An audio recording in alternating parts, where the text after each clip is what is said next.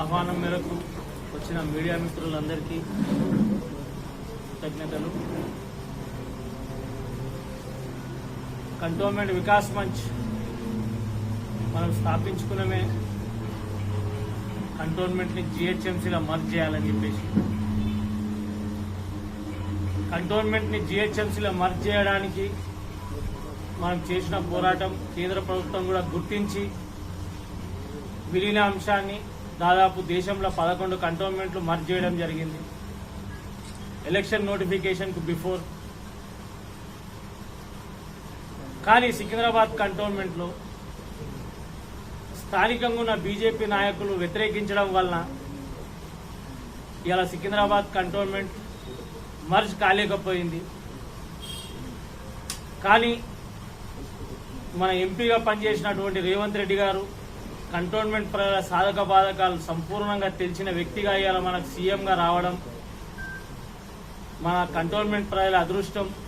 Cantonment ప్రజలకు దాదాపు 15 సంవత్సరాల నుంచి సుదీర్ఘంగా ప్రజల నుండి సేవ చేస్తున్న గణేష్ గారికి ఇవాళ అవకాశం కల్పించి కాంగ్రెస్ టికెట్ ఇచ్చి పోటీలు నిలబెట్టడం, వికాస్ మంచ్ సంపూర్ణంగా మద్దతు ప్రకటించడం. ఇలా కంటోన్మెంట్ ప్రజలు కూడా గణేష్ గారికి బ్రహ్మరథం పడుతున్నారు. గణేష్ గారి గెలుపు ఖాయమైనట్టే. కానీ ఈ సికింద్రాబాద్ కంటోన్మెంట్లో ఈ బీజేపీ బీఆర్ఎస్ నాయకులకు ఓట్లు అడిగే హక్కే లేదు. ఇలా వికాస్ మంచ్ చేసిన పోరాటం దాదాపు 11 కంటోన్మెంట్లు మర్జ్ అయినాయి. సికింద్రాబాద్ కంటోన్మెంట్ ఆగనికి కారణం ఈడున్న మాఫియా రాజకీయాలు. ప్రధానంగా ఈ మాఫియా రాజకీయాలు ఏకంగా దేశ బీజేపీ ఒకలాగుంటే ఈ రాష్ట్రంలో ఉన్న బీజేపీ నాయకులు దీన్ని అడ్డుకోవడం ఆధారాలతో సహా చూపిస్తున్నాం. ఈ విధంగా కేంద్ర ప్రభుత్వానికి కంటోన్మెంట్ విలీనం వద్దు అని చెప్పి ఈ మాఫియా రాజకీయ నాయకులు పంపించడం వల్లనే ఇలా సికింద్రాబాద్ కంటోన్మెంట్ మర్జ్ కాలేకపోయింది. దాంట్లో ప్రధాన సూత్రధారుడు మన నామినేటెడ్ మెంబర్ మరియు తెలంగాణ బీజేపీ అధ్యక్షుడు కిషన్ రెడ్డి గారు, లక్ష్మణ్ గారు. ఇది ఎంత మట్టుకు న్యాయం వాళ్ళకి? కంటోన్మెంట్ మర్జ్ అంటే దాదాపు కంటోన్మెంట్లున్న 16 నోటిఫైడ్ సివిల్ ఏరియాస్లున్న నిరుపేదలకు న్యాయం జరుగుతుంది. కొన్ని ఏళ్ల నుంచి లేని స్వాతంత్రం కంటోన్మెంట్ ప్రజలకు దొక్కుతుంది. అటువంటి విలీన అంశాన్ని వీళ్ళు వ్యతిరేకించారంటే ఎంత మాఫియా రాజకీయాలు చేస్తున్నారు ప్రజలు అర్థం చేసుకోవాలా. కాబట్టి ఈ బీజేపీ నాయకులకు సికింద్రాబాద్ కంటోన్మెంట్ల డిపాజిట్ కూడా రావద్దు ఈ ఎలక్షన్లల్లో. దానికి బీఆర్ఎస్ ప్రభుత్వం ఏం అతీతం కాదు. బీఆర్ఎస్ ప్రభుత్వం కూడా ఎన్ఓసీ ఇచ్చినట్టే ఇచ్చి మళ్ళా దానికి ఒక కొర్రి పెట్టింది. యాక్టివ్ మిలిటరీ ఏరియాస్ మాత్రమే పెట్టుకొని మిగతా అన్ని ఇవ్వడం అనేది దాని దిక్కేంచి కూడా చాలా ఇబ్బందులు కలిగినాయి. కాబట్టి ఈ బీఆర్ఎస్ బీజేపీకి ఈ రెండింటికి కంటోన్మెంట్ కాన్స్టిట్యున్సీలో ఓట్లు అడిగే హక్కే లేదు. కాబట్టి ప్రజలారా దయచేసి రేవంత్ రెడ్డి గారు బలపరిచిన గణేష్ గారిని మనం భారీ మెజార్టీతో గెలిపించుకొని కంటోన్మెంట్ అభివృద్ధి చేసుకుందాం. కంటోన్మెంట్ అభివృద్ధి అంటే ఆషామాషా అభివృద్ధి కాదు. పొంగులేటి శ్రీనివాస్ గారు చెప్పినారు, మినిస్టర్ గారు, ఇన్ఛార్జ్ మినిస్టర్ గారు సంవత్సరానికి దాదాపు 6000 డబుల్ బెడ్రూమ్లు ఇల్లు ఇస్తా అన్నాడు. కాబట్టి మనము కంటోన్మెంట్ లీగల్ దాకా ఎటువంటి హౌసింగ్ స్కీమ్స్ మనకు లేవు. ఈ 6000 డబుల్ బెడ్రూమ్తో కంటోన్మెంట్ చాలా తరిక్కి అవుతుంది. కాబట్టి గణేష్ గారిని మనం గెలిపించుకుందాం. ఈ మాఫియా రాజకీయాలను మాత్రం మనం పాతరేద్దాం. ఈ మాఫియా రాజకీయాలని ఎండగడదాం. ఈ మాఫియా రాజకీయాలను ఎంటర్టైన్ చేస్తున్న నామినేటెడ్ మెంబర్ని ఈ బీజేపీకి మనం ఈసారి డిపాజిట్ కూడా రావద్దు కంటోన్మెంట్ కాన్స్టిట్యున్సీలా అని చెప్పి తెలియజేస్తున్నా. 8 పేజీల లెటర్ తెలంగాణ బీజేపీ అధ్యక్షునికి రాసిండు. ఏమని రాసిండు 8 పేజీల లెటర్లా అంటే దాదాపు 2235 ఎకరాల notified civil areas, 16 notified civil areas Boinpally నుంచి బొల్లారం దాకా గరీబులు నివసిస్తున్న సివిల్ ఏరియాస్ ఫ్రీ హోల్డ్ అవుతున్నాయంటే దానికి 10,000 కోట్ల రూపాయలు అయితే ఇది అన్యాయంగా మనము ఫ్రీగా వాళ్ళకు ఫ్రీ హోల్డ్ చేస్తున్నాం. ఇది కరెక్ట్ కాదు. అని చెప్పి ఈ లెటర్లో రాసిండు. ఈ గరీబులకి ఇవాళ కంటోన్మెంట్లో దాదాపు 18th సెంచరీలో ఫామ్ అయిన కంటోన్మెంట్ ఇవాళ దాకా వాళ్ళ బొక్కలు రెక్కలన్నీ ఆడు బ్రిటిష్ వానికి పనిచేసి ఇటు కంటోన్మెంట్ అటానమస్ బాడీలా ఏ అభివృద్ధి లేకుండా ఉన్న ఈ నిరుపేదలని ఇలా government of India free hold చేస్తా అంటుంటే నీకేం కళ్ళమంటే భయ్ 10,000 కోట్ల రూపాయలు ల్యాండ్ మనం స్టేట్ గవర్నమెంట్ కు ఫ్రీ హోల్డ్ చేస్తున్నామని ఎంత మటుకు కరెక్ట్? నువ్వు ఒక పబ్లిక్ రిప్రజెంటేటివ్ ఆ కంటోన్మెంట్ లా లే ఇంకేమన్నా మాఫియా రాజకీయం నడిపిస్తున్నావా? దీన్ని కిషన్ రెడ్డికి రాస్తే కిషన్ రెడ్డి ఏం చేస్తాడు? డైరెక్ట్ రాజ్నాథ్ సింగ్ కి రాసి రాజ్నాథ్ సింగ్ డీజీడీకి రాసుట్లా ఇలా మన కంటోన్మెంట్ మర్జర్ అనేది ఆగిపోయింది. కంటోన్మెంట్ మర్జర్ అయితే ఈ 16 నోటిఫైడ్ సివిల్ ఏరియాలు ఉన్న ప్రజలందరికీ న్యాయం జరుగుతుంది. కంటోన్మెంట్ల స్కూల్స్ వస్తాయి, కాలేజెస్ వస్తాయి, హాస్పిటల్స్ వస్తాయి, రోడ్ కనెక్టివిటీ పెరుగుతుంది, నాలా కనెక్టివిటీ పెరుగుతుంది. అంటే అభివృద్ధి చెందుతుంటే నువ్వు ఎందుకు కోరుకుంటలేవు? ఎందుకు ఈ విధంగా విలీనాన్ని అడ్డుకున్నావు? ఎందుకు ఈ విధంగా మాఫియా రాజకీయాలు చేస్తున్నావు? ఇది నీకు కరెక్ట్ కాదు. ఇది అందుకనే ప్రజలారా కంటోన్మెంట్ల బీజేపీ పార్టీకి డిపాజిట్ కూడా రావద్దు. దానికి బీఆర్ఎస్ పార్టీ కూడా ఏం అతీతం కాదు.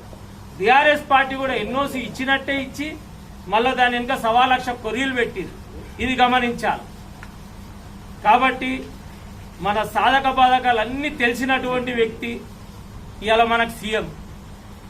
కాబట్టి సీఎం గారు అన్ని విధాలుగా మనల్ని ఆదుకుంటా అన్నాడు. కాబట్టి గణేష్ గారిని మనం భారీ మెజార్టీతో గెలిపిద్దాం.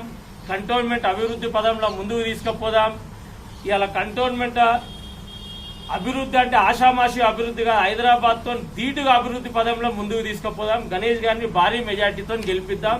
ఈ మాఫియా రాజకీయాలను మాత్రం ఎంటర్టైన్ చేయొద్దు. ఈ మాఫియా రాజకీయాలు చేసిన పని ఈ లెటర్ ని మేము ఇలా రిలీజ్ చేస్తున్నాం.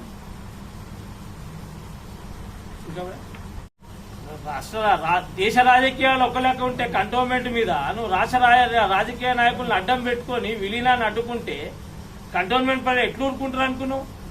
కాబట్టి కంటోన్మెంట్ ప్రజలారా ఆలోచించాలా. ఇటువంటి వాళ్ళని డిపాజిట్ కూడా రావద్దు. అట్లా అని బీఆర్ఎస్ పార్టీ కూడా ఏం మంచిది కాదు. బీఆర్ఎస్ పార్టీ కూడా ఎన్ని విధాలుగా అడ్డుకోవాలని అన్ని విధాలుగా అడ్డుకున్నది. దయచేసి అడ్డుకున్న మాటని పదే పదే చెప్తున్నామంటే అర్థం చేసుకోవాలా. విలీనం అనేది దాదాపు 75 సంవత్సరాల స్వతంత్ర భారతంలో కనీవిని ఎరగని పెద్ద అంశం ఇది. ఒక ఆర్మీ నుంచి సివిల్ ఏరియాని మర్జ్ కావడం అంటే ఇంత పెద్ద ప్రాసెస్ లా ఏదైనా ప్రజలకు అన్యాయం జరుగుతుందా, అందరికీ న్యాయం జరుగుతుందా అని చూడాల్సిన నాయకులు ఇట్లా మాఫియా రాజకీయాలు చేస్తున్నారు. ఇది ఎంత మట్టుకు వాళ్ళకి కరెక్ట్ కాదు. ఎవరు కంటోన్మెంట్ ప్రజలు బీజేపీ రామకృష్ణ అండ్ కిషన్ రెడ్డి అంత పెద్ద సెంట్రల్ మినిస్టరే ఈ లెటర్ ఎండార్స్ చేస్తూ మినిస్ట్రీ ఆఫ్ డిఫెన్స్ కి పంపిస్తూ ఎవరికి అన్యాయం చేస్తున్నారు, ఎవరు ప్రశ్నించేది లేదా? అందరికీ ఇక్కడ కంటోన్మెంట్ వాళ్ళ అధికారిక ఏదన్నా బంగ్లానా ఏమంటుండో రామకృష్ణ లెటర్లా వీళ్లకు జాగాలు ఇస్తే వీళ్ళు పేదలకు డబుల్ బెడ్రూమ్లు కట్టిస్తారు, అందుకని మనం జాగాలు ఇయ్యదు. వీళ్ళ అబ్బసొత్త ఇయ్యకపోవడానికి ప్రజల ల్యాండ్ ఇది ఎవరి సెంట్రల్ గవర్నమెంట్ సొంత డబ్బులు పెట్టి కొన్న ల్యాండా? స్టేట్ గవర్నమెంట్ కి ఇస్తే ఏమన్నా లాస్ అవుతుందా? ఇంత డబ్బులు మనం లాస్ అవుతుంది, ఇంత రెవెన్యూ మనం లాస్ అవుతుంది అని చెప్తున్నారు. ఎవరి కోసం ఇస్తున్నారు, ఎవరి కోసం తెస్తున్నారు? ఇదే ఎలివేటెడ్ కారిడార్ కోసం బీఆర్ఎస్ పార్టీ అప్పుడు జాగా అడిగినప్పుడు మన రామకృష్ణ ఏమన్నాడు, ఇదే ఆల్ పార్టీ మీటింగ్ లా మాకు కమర్షియల్ ఇన్కమ్ పోతుంది, ఏడాదికి 30 కోట్లు స్టేట్ గవర్నమెంట్ సెంట్రల్ గవర్నమెంట్ కడితే అప్పుడు ఎలివేటెడ్ కారిడార్ కి జాగాలు ఇస్తాడంట. ఎవరికి పైసలు కట్టాలా? ఎవరి కోసం చేస్తున్నారు? ఎలివేటెడ్ కారిడార్ వస్తే ఎవరికి డెవలప్మెంట్ అవుతుంది? కంటోన్మెంట్ కి డెవలప్మెంట్ కాదా? కంటోన్మెంట్ ల్యాండ్లు రేట్లు పెరిగాయా? ఇక్కడ మాకు ఐటీలు రావా? ఇక్కడ అన్ని ఫ్రీ హోల్డ్ అయితే ఎన్నో వేల ఎకరాలు ఖాళీగా ఉన్నాయి. ఇక్కడ మనం ఇక్కడ నుంచి మన సెకండ్రాబాద్ నడిబొడ్డులుండి మనం ఎక్కడికో మెట్రోలల్లో ట్రాఫిక్లలో బండ్లు వేసుకొని పోయి యాక్సిడెంట్లు అయి వస్తున్నాం. మనం ఎక్కడ కొండాపూర్, మాదాపూర్, గచ్చిబౌలి అక్కడ పోయి అక్కడనే డెవలప్మెంట్ కావాలా? మన దగ్గర వద్దా? మన దగ్గర ఇన్ని ఖాళీ భూములు ఉన్నాయి. ఒక ఐటీ సెక్టర్ వస్తుంది, ఒక రైల్వే కారిడార్ వస్తుంది, మెట్రో ఎక్స్టెన్షన్ చేయడానికి జాగాలు ఇవ్వలే. మొన్నటిదాకా రేవంత్ రెడ్డి రాగానే ఇమ్మీడియట్లీ జాగాలు తీసుకొని ఎలివేటెడ్ కారిడార్ 100 days లోపల ఓపెన్ చేసిండు. ఈయనకి ఎట్లా సాధ్యమైంది, వేరే పార్టీలకు ఎట్లా సాధ్యం కాలే? మళ్ళీ ఈయనకున్న చిత్తశుద్ధి వేరేలకు ఎందుకు లేదు? అందుకనే మేము కాంగ్రెస్ పార్టీకి సపోర్ట్ చేస్తున్నాం, అందుకనే శ్రీ గణేష్ గారికి సపోర్ట్ చేస్తున్నాం. టీపీటీ చార్జెస్ సాయంత్రం రిప్రజెంటేషన్ ఇచ్చి అన్నా ఇంత మాకు మా డబ్బులు రావాల్సిన స్టేట్ గవర్నమెంట్ తెల్లారి వరకు రేవంత్ రెడ్డి గారు కంటోన్మెంట్ కి 48 కోట్లు ఇచ్చిండు. ఈయన ఎట్లా ఇవ్వగలుగుతాడు? ఇంతకు ముందు ప్రభుత్వంలో హైకోర్టులు కోట్ల దాకా పోవాల్సి వచ్చింది, అజిటేషన్ చేయాల్సి వచ్చింది. ఇవన్నీ చిత్తశుద్ధి లేని నాయకత్వం. ఇదంతా కంటోన్మెంట్ ని ముంచనికి ఆడే ఈ లోకల్ నాయకత్వంలో ఈ బోర్డు మెంబర్ల దందా పోతుంది, అలా దుకాన్లు బంద్ అవుతాయని మర్జర్ కాకుండా అందరు కలిసి ఏ బీఆర్ఎస్ పార్టీ మన బోర్డు మెంబర్లు ఈ రామకృష్ణ సపరేట్ కాదు, వీళ్ళంతా ఒక వీళ్ళంతా సిండికేట్ ఫామ్. మేము ఇక్కడ ఒక నాటకం ఆడతాం, అక్కడ ఒక నాటకం మీరు ఆర్డర్ రన్ చేసి ఇవాళ కంటోన్మెంట్ ని మర్జర్ కాకుండా ఆపడానికి పన్నిన నాటకమే ఇవాళ మేము రివీల్ చేస్తున్నాం. దీనివల్ల మన కంటోన్మెంట్ ఎంత ఇప్పటికే మనం మర్జ్ అయిపోవాలి. మనకు ఇప్పుడు అవసరం ఉంటే ఇప్పుడు మనకు నెక్స్ట్ జిహెచ్ఎంసీ ఎలక్షన్లో మనది కూడా ఒక కార్పొరేషన్ ఎలక్షన్ స్టార్ట్ అయిపోవాలి.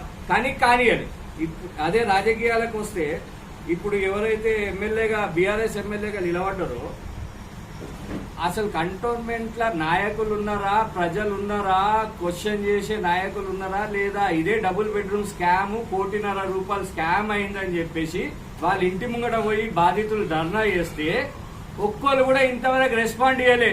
ఇదే రావుల శ్రీధర్ రెడ్డి ఆడ పోయి ఒకరు చెల్లని రూపాయి ఆడ పని చేస్తారా, ఈడ పని.